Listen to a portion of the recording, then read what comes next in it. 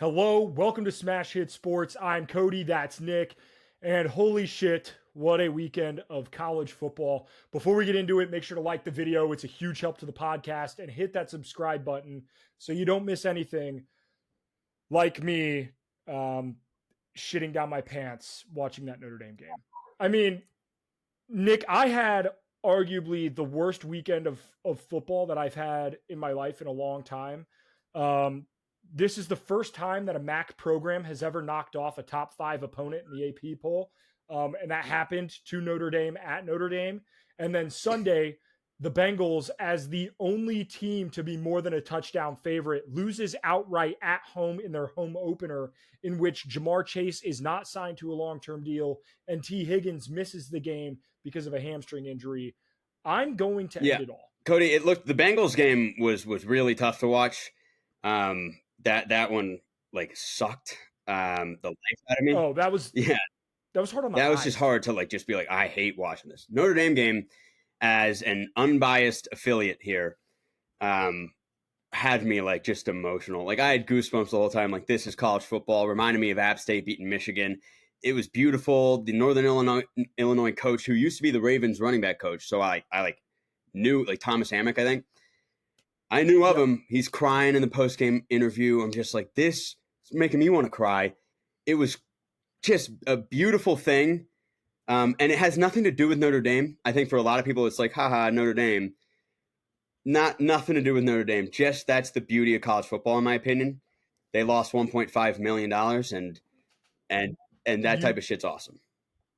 Yeah, you fucking nailed it. That's the before I get into my Notre Dame rant, the fact that is what makes college football so special, is that on any given Saturday, any team can come in a spot that they're not supposed to win. They're not supposed to be there. They're not even supposed to compete, and they can come out and they can win that football game. That is what makes college football absolutely incredible. Like, there's no other sport where an upset like that, and college football and college basketball, but there's nothing outside of those sports where something like that happens. Yeah, and the NBA is too competitive to where you have something to be that much of an underdog, or like the NFL. Like, it's just MLB, too many games. The White Sox could beat the best team just because it's whatever. But yeah, in the NFL and the NBA, NFL especially, you'll never see a 28-point spread, 28 and a half, whatever it was. No. You'll never see that. The largest spread I've ever seen is 17, 18, something like that. And I've seen upsets in that sense, but 28 is basically saying you are pathetic in comparison to the team you're playing. And to win on the road like that, it's just beautiful. Yeah. But obviously, when you're a fan of Notre Dame, it's a whole different story. It's a whole different story. So the floor is yours. All right, so let's talk about Notre Dame. Marcus Freeman in the last 3 years has now lost at home to an unranked Marshall program. They lost to an unranked Stanford program and an unranked NIU program, all of those games being at home. That is unfucking acceptable. Say what you will about Brian Kelly. He cannot win a big game to save his life. But you know what he didn't do? He didn't lose the little games. Marcus Freeman, if you do not get this corrected, should be fired. And I don't like saying that. I don't like calling for another man's job. However, there are certain programs where it is unacceptable to lose to this caliber of a team. And all the credit in the world to NIU. It is not like they played their asses off. They did all the things right. But we got 2 field goals blocked. Our quarterback play was abysmal. We just paid so much money for an offensive coordinator who just had a Heisman-winning quarterback last year and put up historical offensive numbers for our offense to look fucking anemic. It looks like it's 1985 out there. It's disgusting football. That's I understand against a good Texas A&M defense that at least I think is good. But to do that against NIU is pathetic. It's unbelievable. And I understand that our offensive line is young. That shouldn't matter. That was a pathetic performance. To the fans, this is now multiple times in the last several years that teams have come into our house and kicked down our house and beat the piss out of us.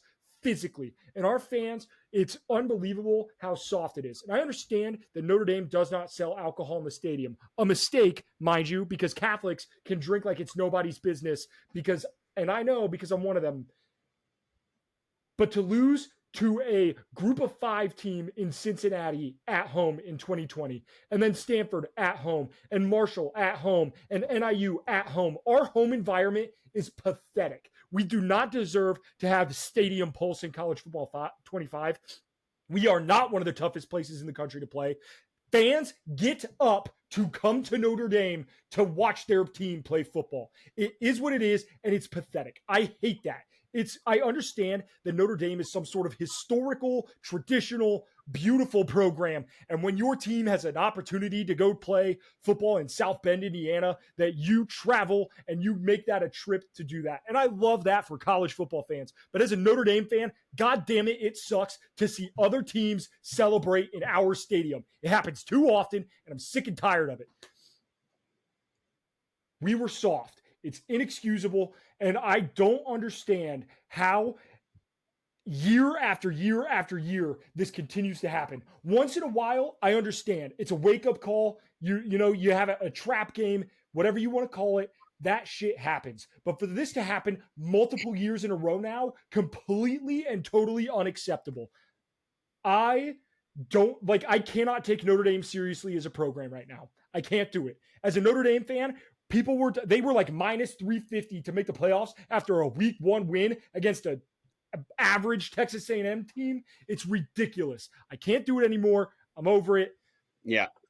Fuck. I can't have them rip my heart out of my chest every single year. I mean, yeah, keep going if you have to, because you're killing it. But it reminds me of me last week, where I went on my Clemson rant just because of how pitiful it looked. It was bile on my TV, and things changed rather fast. We'll get into that in a second. But looking at Notre Dame's schedule before this NIU game, it made a lot of sense. I was talking to my dad about it. I was like they beat Texas A&M. They're probably going to be favored in every game outside of maybe USC. I think the odds they go 12-0 are probably over like 50% or right around there.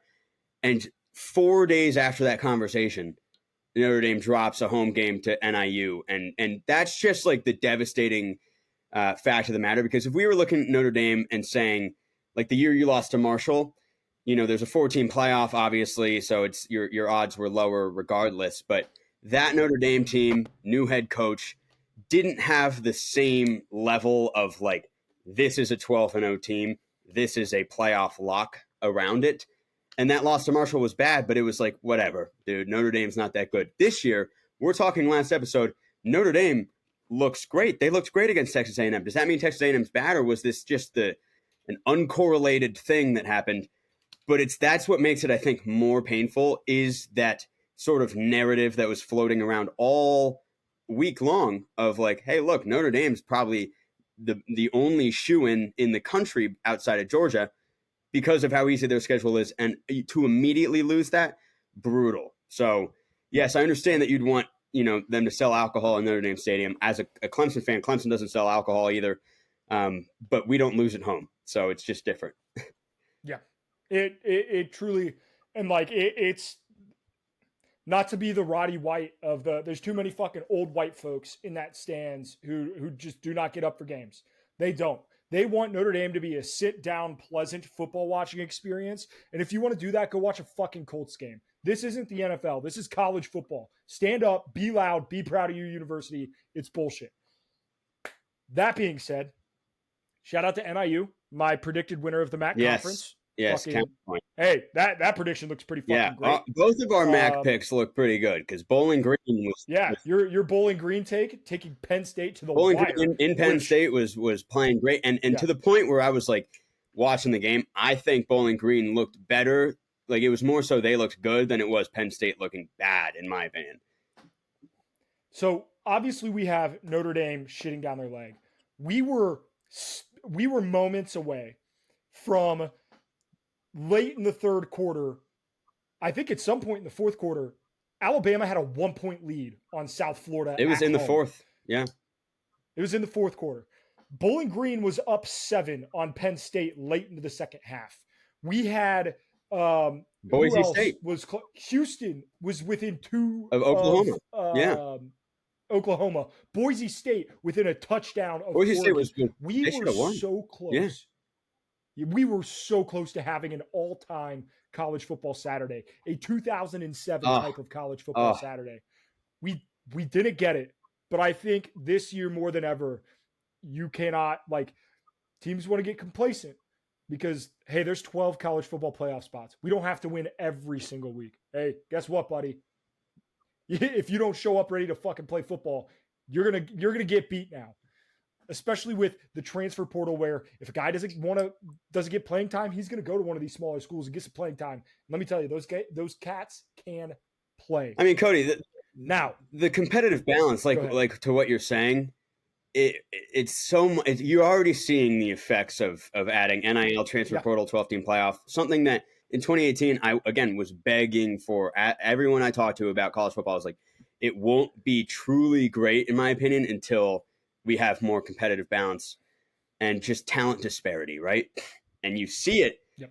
If you said the 5th best team in the country, 2018, 19, I don't know, pick a year, no way they lose to a MAC school at home. Just no way. And you're seeing that, and you're seeing Oregon, a guy like teams that are like, that's a shoo-in for the playoff.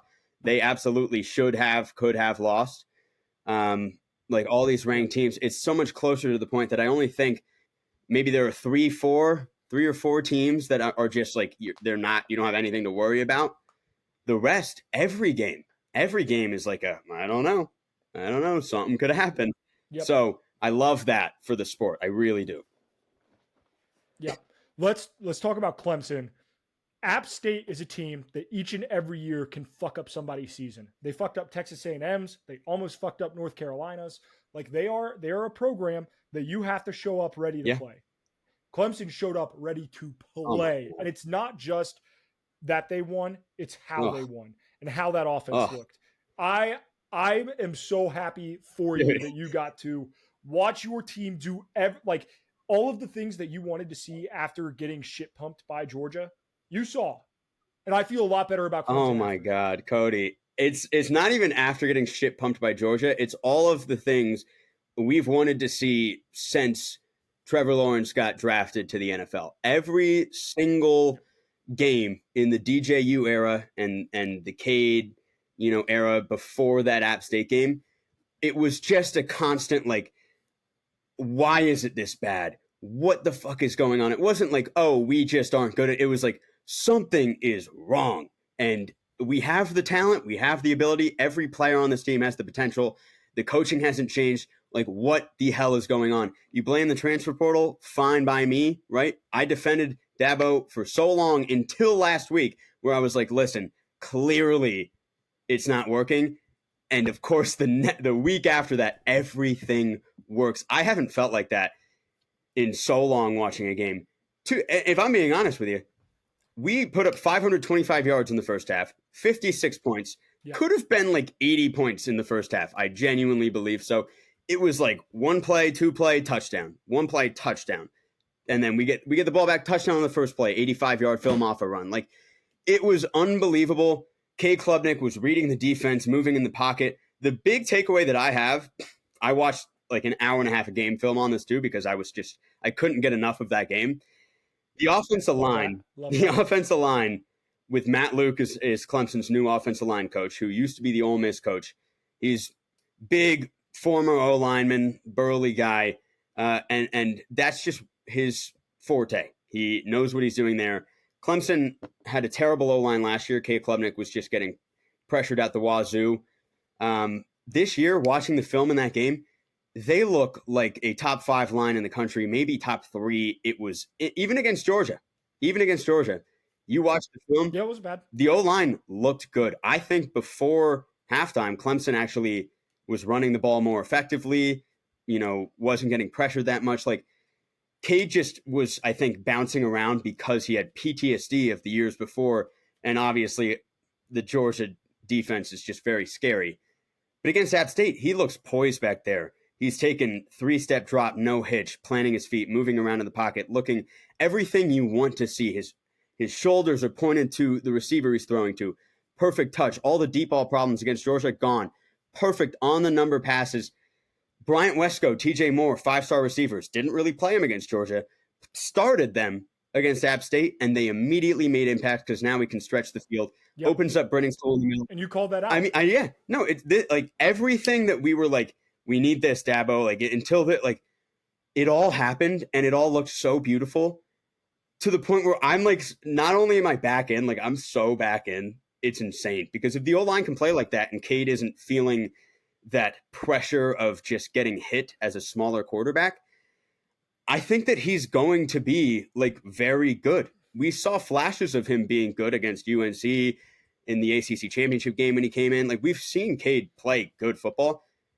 If that's what it's going to be, I mean, he had to have set ACC records like that. He had 7 touchdowns, 400 yards, 2 incompletions, and the 2 incompletions were on throwaways.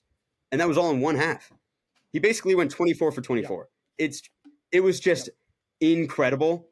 And talk about a weaker schedule coming up, Cody. I mean, what are you thinking about it? I don't know if you even watched. So I watched a little bit of it. I watched the first half, and then I did not watch an ounce of the second half. But now that's everything you want to see. You have to continue that, right? You have a bye week before you start into conference play. You play NC State, not this coming Saturday, but the following Saturday. You're not playing any. I mean, I'm going to be honest. If Florida State is continuing to play the way that Florida State has played, you don't play a real team until November in Louisville. I don't think there's any reason that you could continue to come out and play good football. And you need to continue to build on it, right? You can't get happy. You can't sit here and say, okay, we beat the piss out of, App State. Let's all feel good about ourselves. You need to keep moving. And I think if you do that, I think Clemson has just as good of a shot to win the ACC as any other team in this conference. I understand that Miami has looked great, and Miami's going to continue to look great. I would love to see a Clemson-Miami ACC championship game. I think that would do numbers. Yeah, and my big thing, because the whole App State game, we were all clamoring in the group chat like, oh my God, this is just the most beautiful thing. Like we're freaking out, like finally, oh my God. It's like 2018 all over again. Yet we had reservations because it was like, this is App State. We could easily just go out and dud again. Like we don't want to just get our hopes up. And then I watched the film, and the film is what changed my perspective into like, wow, I feel confident. I feel really confident. Yep. And it's because of the O-line. Like I said before, I don't need to really reiterate again, but it's I trust that coach, the new hire that we made there. I trust that to not be a fluke because he's so, famous for his ability to do what we've seen so far. And I trust the talent we have on the O-line. And then I trust what I saw from the film, right? Like, it's not like we're and the Georgia film as well, where I saw a lot of promising things against the best D-line, So against NC State, against Louisville, like Ashton Gillott, guys like that, I still feel really good about it. And Cade Klubnik, if he feels good behind that O-line, then the world is your oyster. And I don't think we've seen that from Clemson for a while. DJU had good lines. He's just a different case study. He's bad. That's for sure. Speaking of offensive lines that look like shit, let's talk about Texas, Michigan. Michigan got their fucking mud hole kicked in. They looked terrible. Yep. But that was everything that I said that it would be. They lost so many pieces on their offensive line. They lost a wide receiver. They lost a running back. Their quarterback cannot throw the football down the field. And as soon as Texas got ahead, that game was over. Michigan had no chance to come back. They're as good as dead. The question to you, Nick, does from that game, do you take away more that Texas is back and really fucking good? Or do you take away that this Michigan team is nowhere near as close to being good as last year? I think both can be true. I obviously was wrong about this game. I didn't know how bad Michigan's offensive line was going to look. Maybe you could have seen that in their week 1 game. I didn't really watch that at all. I kind of assumed that they just kind of had guys they could throw in there, like the old burly white guys up north. And clearly they don't. They don't have a lot of talent there. It kind of reminds me of a Clemson team last year. And in that case, I do think that Michigan's probably just screwed, and they can't control the clock of a game. Everything about that script pointed towards Texas pulling away more than they realistically should have. And it ended up looking like they dominated the whole game, and they did. But I think it's because Michigan just can't do anything offensively. They just really can't. I was surprised that Michigan didn't look that good defensively. I was expecting more. That's where I think Texas is just really, really well put together. I think they're meshed like an NFL team, and there's only so much you can do if you're Michigan. Now, they still underperformed in my opinion, but I do think both can be true because Texas did look the part, but we'll still have to see about Texas. Jury's out a little. Yeah, Michigan has to play USC at the Big House in 2 weeks. I think that's going to be a massive, massive game. Tennessee, NC State. I would like to say that I'm sorry to Tennessee fans because I dismissed Nico Iamaleava until next year. And I said this year it's going to take a minute. It ain't taking a minute. He's fucking here. Yeah. He's so good, dude. Yeah. He's He's good. Legit. Especially in a Heupel system, right? Like we talked about it last week. It's a beautiful pairing. Like that's when you get it's a hand in glove fit. When you have a quarterback that fits that system and they have the great wide receivers, they got a really solid offensive line and they have the running game behind it. And like it just meshes super, super well. I love and it's not like they just brought in a bunch of elite talent. That's not what it is at all. Like obviously they have elite talent on that offense, but it all fits together. And then that defense looked really good too. Like I am a believer as much now in Tennessee as I think I ever have been. I think I believe in this Tennessee team as much or more than the Hendon Hooker team 2 years ago. This team is that good. I think they are going to have a shot to compete in the SEC into like between Georgia, Texas, Ole Miss, Alabama, Missouri. We're gonna have a fun fall, man. Because I have no idea. It hasn't even begun yet. When you really think about like once we get into conference play, that third weekend in October, Tennessee, Bama, like we're gonna have some cinematic Saturdays. I cannot wait for. I'm not gonna go as far as to say that I like this Tennessee team more than I like the Hendon Hooker team because that Hendon Hooker team was so good. Like I don't want to undervalue that team. I think they could have in a 12-team playoff. Obviously, they would have made it. I think they could have like made a run in that 12-team playoff, maybe even have won it. That type of thing where they were just really good. They lost to South Carolina, but Shane Beamer was stealing plays. Like that's the new rumor on the streets is that he stole plays against Tennessee and Clemson. And so, and I also think NC State is bad. Like I was texting people pretty much all week where I was just like, NC State. They were so like overrated. I watched a little bit more of NC State film just because I wanted to place like a bomb play this week. And I was just like, Jesus, man, they do not deserve to be top 25. Like this is a bad team. Tennessee looks good. This game won't be close. And I texted everyone 51-17 was my score prediction, I think. It ended up being like pretty much that on the nose and to no surprise. But I do think that to me, I thought Tennessee was going to be great. I think nothing has really changed. I think they've just been as good as I kind of thought they would be. And the SEC is going to be tough. They could be a 2-loss team. I think I have them 10th in my playoff preseason. I think that makes sense. Yep. And then the last at Ashton Jeanty. Oh my God. He has 9 touchdowns through 2 games. Yeah, 400. A legitimate superstar. Yeah. A legitimate superstar. No, he looks like Barry Sanders, honestly, when you watch it. He's 5'9", 215 or whatever. Just making guys look goofy out there. He's so slippery, dude. Like people get a hand on him and then it just it goes nowhere. Like he's got the speed to like take it the distance. Ashton Jeanty, in my mind, is the Heisman front runner. I think he has to be. I understand that like Quinn Ewers has looked outstanding. Totally understand that. Like Jackson Dart has looked phenomenal against Ole Miss, but they haven't played anybody.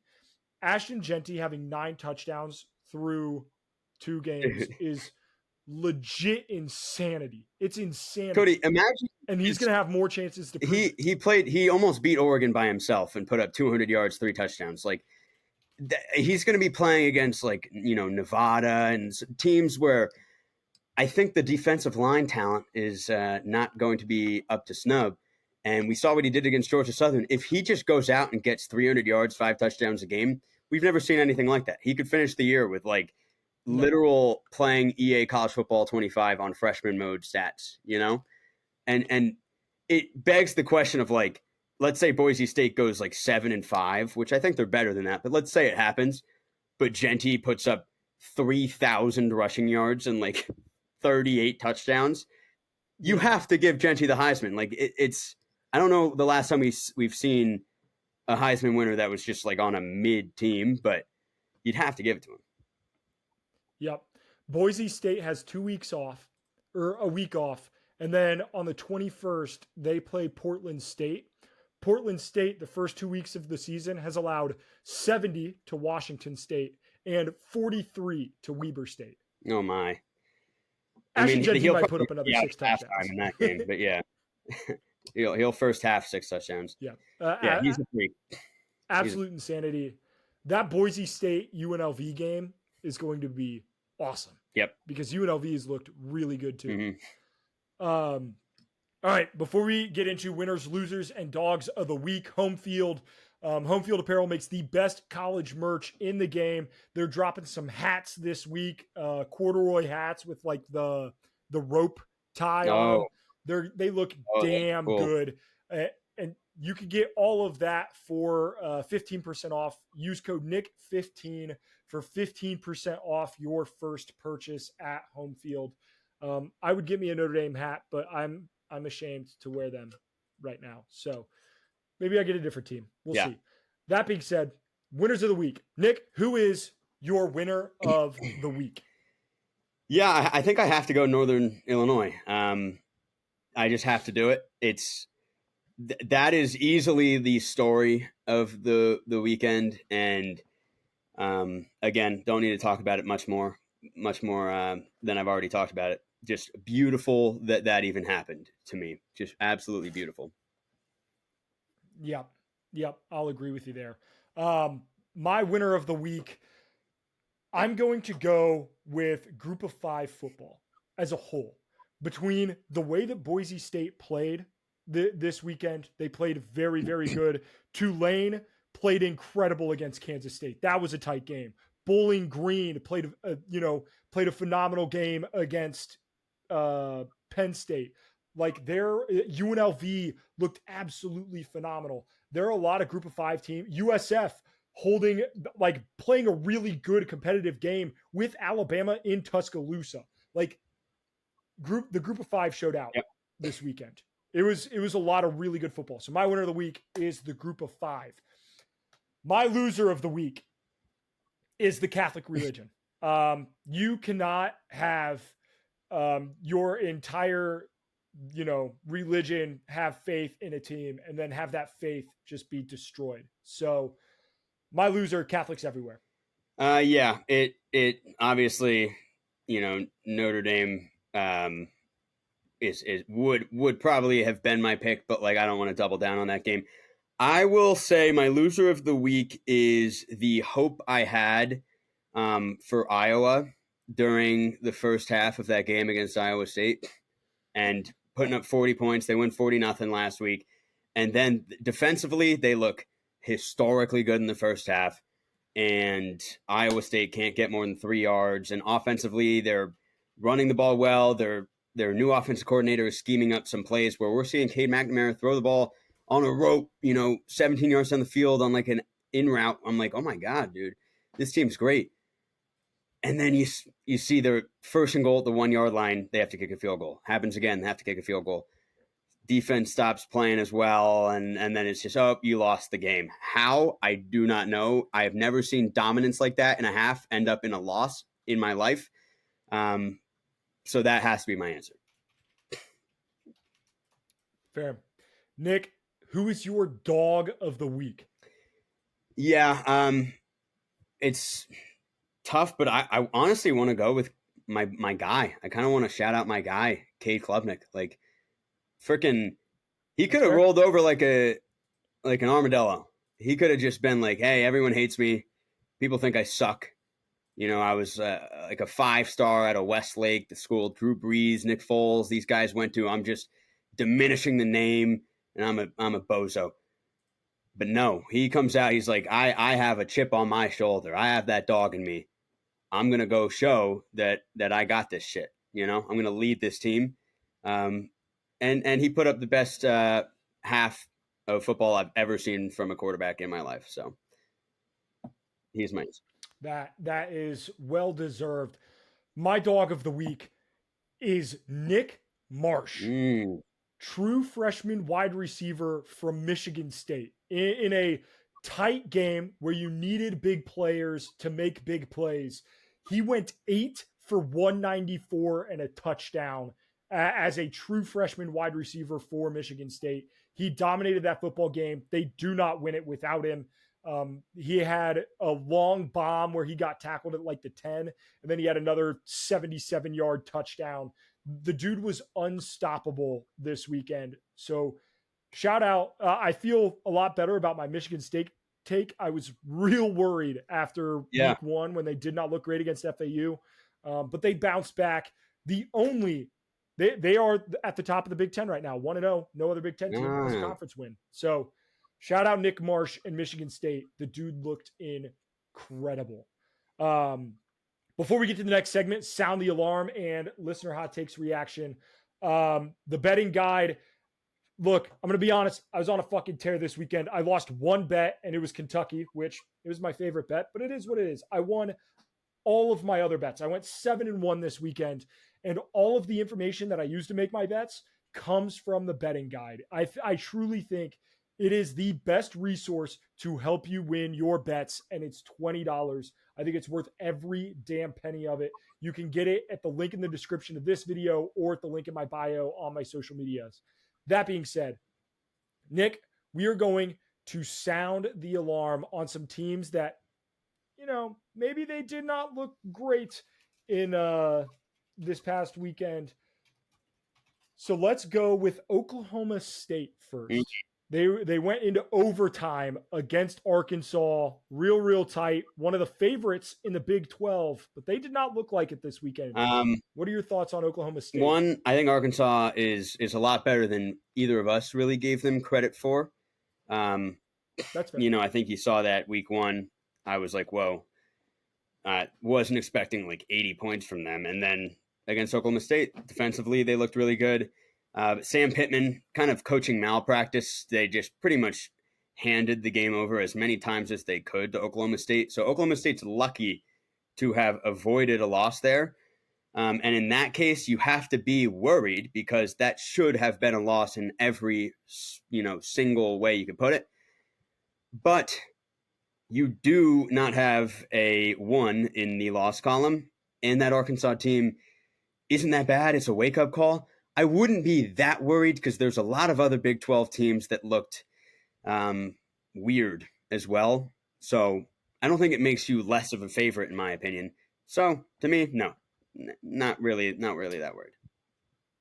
Let's stay in the same state. Oklahoma, 2-point win over Houston. Yeah, weird. Really, like they looked pretty fine. 4-point win, sorry. Yeah, they had a safety at the end, I think. But they looked like okay. They went up 14-3 and whatnot. And then it just got ugly.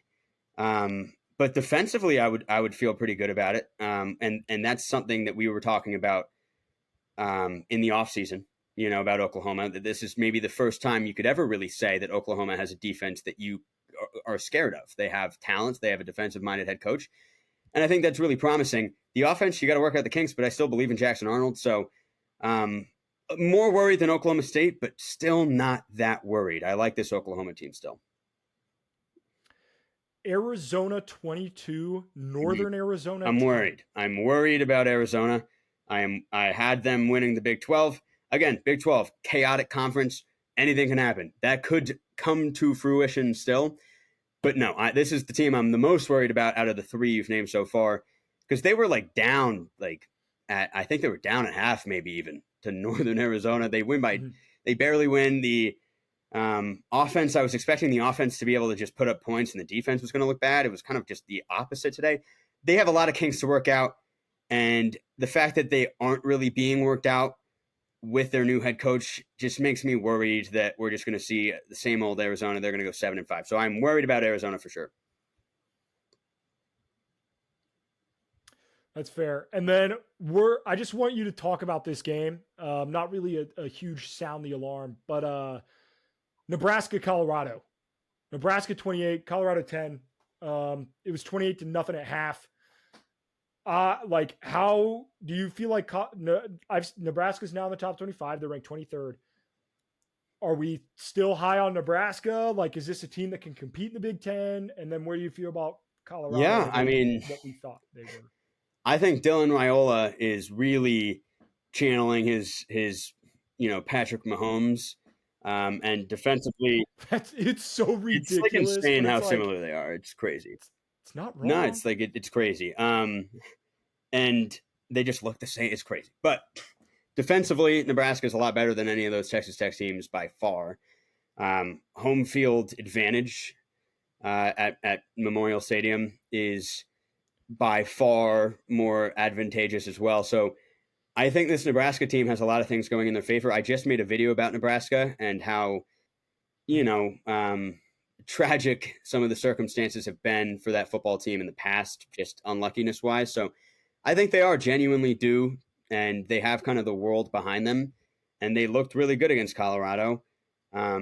It's still so hard to tell what Colorado is. It's so hard to tell, but I like Nebraska a lot. I really do. But yeah, on the flip side, I like, my brain is so foggy and fuzzy when I have to think about Colorado. What are they? I don't know. They truly, it's so weird. They don't have it. Like, they're one of the most talked about teams in college football and one of the most watched teams in college football, and yet they have no identity. It's so weird. I mean, they have an identity of just being this chaotic nonsense, or whatever. But yeah, it's just like I can't. I'm too worried to overrate Nebraska aggressively because of that performance. Because Colorado could just be like that's just such a weird team that I can't do it. So I need to see more from Nebraska. I fear, but I do like them a lot. Yep. All right, let's do a couple listener hot takes. This week's we had some good inputs, but a lot of them is just like, this team's going to win over this team this weekend, and we'll talk about those games.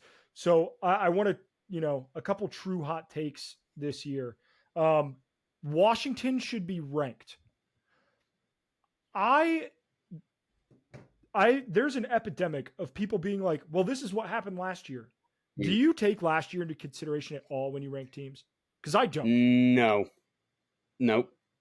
Never. Okay. Never at all. And maybe preseason, sure.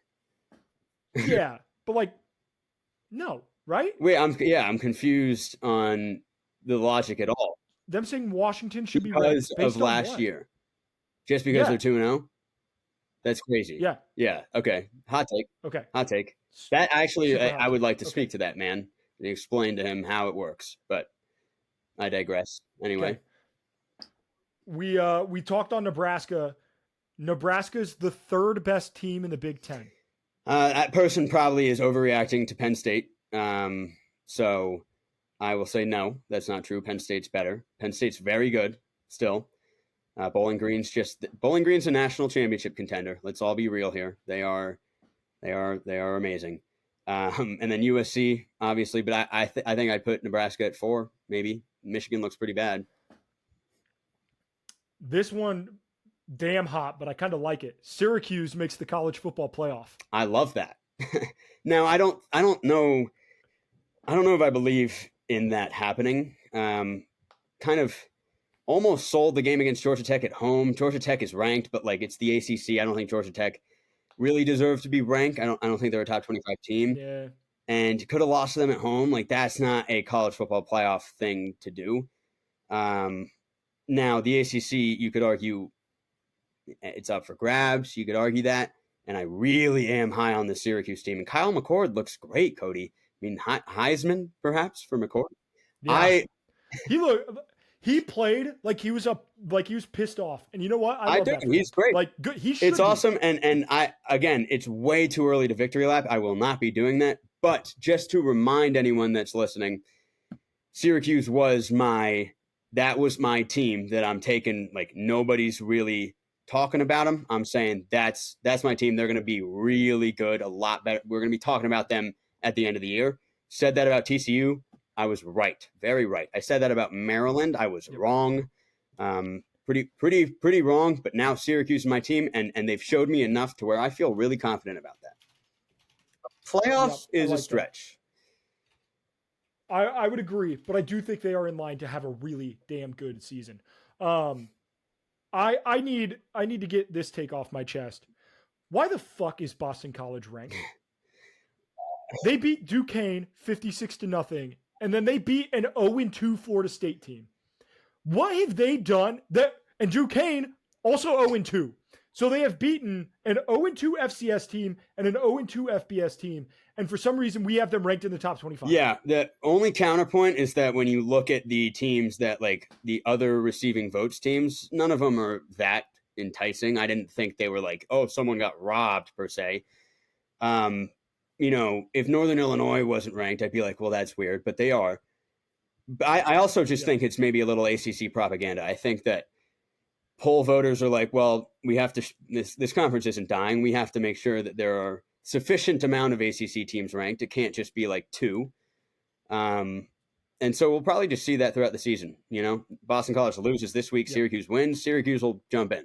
It's just going to be like that. Yeah, let's get into this week's schedule. Before we do, if you guys are going to any games this weekend or any weekend during the college football season, SeatGeek is the place to get your tickets.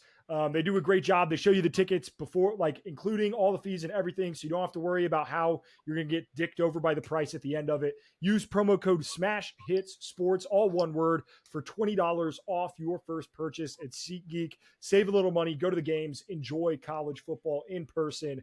That being said, game previews. Holy shit, this game slate. Last week's was kind of a weak slate, but it ended up being a phenomenal weekend of college football. This weekend has some great games that I'm really looking forward to. And it starts Thursday and Friday, like multiple really good games on Friday, which hey, don't get me wrong. Duke Northwestern going into overtime this Friday. Absolute barn burner, let me tell you. But this Friday's game's a lot of fun. But we'll start Arizona State at Texas State. Arizona State coming off a win against Mississippi State, which they looked solid. State. Like, I like Kenny Dillingham. Cody, I put this game in here. I could have put like a UCF TCU. I could have put Georgia Kentucky, but I was like, I think Arizona State deserves a little love. I think we need to talk about them on the pod. It's a Thursday game, so like throw it on during commercials of the NFL game and enjoy yourself some competent Arizona State football. They look like they're actually like good this year. It's kind of crazy. And with that being said, Texas State's a good team, but I'm taking Arizona State. I love Texas They're great. State. This is Jordan McLeod, so much fun. He's an incredible quarterback. That offense has a lot of speed. Their running back is very, very fast as well. At home, night game for Texas State. I feel like they haven't gotten these spots in a long time. And this is just going to be an incredible college football environment. So I'm going to take Texas State at home, which first off, before we get into the rest of the picks, Nick, how did you do last weekend? Yeah, we differed on 4 games. You came out 4-0 in those 4, and I came out 0-4. But it is what it is. Maryland. Hey, it's a long season. There was a second there, Cody. Kansas State and Oklahoma State looked like they were going to lose. Kansas State, we didn't talk about this, but that offensive pass interference call on Tulane in that game, worst call of the year. Worst call of the year. In NFL, in all sports, that's the worst call of the year I've seen so far. So bad. Tulane completely robbed. So yeah, I could have gone 3-7 is the point. And all it showed me is that like I wanted to take Illinois over Kansas. I wanted to take Tulane over Kansas State. Like I wanted to do some of those things. I gotta start throwing in a little more of these risky picks. So yeah, trust your gut. So I am going Texas State. I'm currently 17-3. Your boy is. I'm feeling myself. Yeah, you're a doing. bit. It's all that betting guide. Absolutely, What it is. absolutely. UNLV at Kansas. This game is going to be fireworks. I'm legitimately concerned for Kansas based on how they played against Illinois, because I still don't think that, like, what I was concerned about is this Illinois offense is bad, and like Kansas's defense kind of made them look good. I don't trust this Kansas team right now. I want to pick UNLV. I don't want. It's gross, dude. Who do you have in this one? Well, I'm going to take UNLV, and reasoning is just what I saw from Jalen Daniels is my main reasoning. I was very disappointed in Jalen Daniels. I pretty much thought that he wasn't using his legs the way that he should, and when he was throwing ducks, throwing in the dirt. He's still a good quarterback, so it wasn't all game long, but for a guy who I kind of was like, this could be a top 5 quarterback in college football, no way, man. Not after that performance. And if that's what's going to happen, maybe there's some line problems in Kansas. UNLV, well coached. You're very high on them. I know that. Good team, and I've been impressed with their performances so far. So give me UNLV. I think if UNLV, and I'm going to take UNLV as well. I think if UNLV wins this game, I think they take the lead as the front runner for the Group of 5 team to make the college football playoff. Yeah. And I think they're going to have, there's a lot of big games this weekend between Group of 5 teams and Power 5 schools. We'll get into it we'll get into another one of those here coming up. But the Group of 5 is going to be interesting to watch this weekend for sure. I'm also taking UNLV. Cool. Arizona at Kansas State. This game is so huge for the Big 12. And to start off conference play like this for both of these teams is nuts. Yeah, I know. I have to take Kansas State here, though. I got to ride with my guys. They were my preseason pick, so I got to stick with them. But, like, both teams have not played well the last 2 weeks. Yeah, so I have no idea what could happen. It's bad. I'm going to go Arizona. My hope, it's a hope pick. So just to anyone listening, right? Like I know there are going to be people on the graphic that are like, "What the hell?" If they inevitably lose, but this is a, we saw them against 2 inferior opponents, and they took a while to warm up against New Mexico, and then they, played really bad against Northern Arizona. What if they get up for the big game? What if they have the talent? Like, I think Arizona could win this game. I do. There's a reason I had them going 11-2, winning the Big 12. So a hope pick for me, but I'm going with Arizona. And we'll just see. We'll make my decisions later on based on this game. Look, they can score a touchdown on any given play at any given time. So I don't think there's at any point like that game is going to come down to who has the ball last. I truly believe that. It's going to be awesome. Alabama at Wisconsin. I don't know about you, Nick. I don't care that Alabama struggled a little bit with South Florida. Don't care a bit. Do not care a bit. If I have to pick Jalen Milroe versus Tyler Van Dyke, I'm going to pick Jalen Milroe 10 times. I'm taking Alabama. Yeah, taking Alabama. Okay, good. That was a real tough decision for the boys. We could look really dumb. It's a home game for Wisconsin, and weird things are happening. Oh, my God. Hold on. Oh, boo. Boo. Nick getting a call in the middle of the show. What unprofessional. He might call again. How do I not have that happen? You turn your focus on or whatever on your phone. Or no, it's on my can I do that on my Mac? You know what? Let's just hope that. Yeah, you can. Let's just hope that doesn't happen. I have 6 minutes left anyway, so. Okay, we'll keep it rolling. LSU at South Carolina. I understand that South Carolina looked good last week against Kentucky. I think I was more wrong about Kentucky than I was right about South 100%. Carolina. Give me LSU in this game. We didn't talk about that game. Holy hell on wheels. Kentucky. That was Kentucky's offensive line looked so bad. Brock Vandergrift, it looked terrible. Everything looked so bad. that true fresh. I can't remember his name off the top of my head. The true freshman defensive end for South Carolina, a fucking I mean, problem. yeah. So South Carolina, I think, is better. I do genuinely believe that, but they did almost lose to ODU. Kentucky, I think they're just going to be god awful. We were wrong. I might have been higher than you. Very wrong. I think this is going to be a close game. Did you take LSU? I think this could be close. I'm taking I think LSU. this could be close. I'm going to go LSU. I don't want to go. Oh no! You know what? The spreads. I'm going to go 7. South Carolina. Cody. Like I just said I gotta take risks. I'm going to go South Carolina. They showed me enough in that game as a Kentucky better twice. I doubled down on them. They showed me up, and they have game day, and you know the fans are like, hey, we might be good. LSU, big game, Brian Kelly. Give me South Carolina. Get good at. Hey, fuck. You might have me taking South Carolina now. Yeah.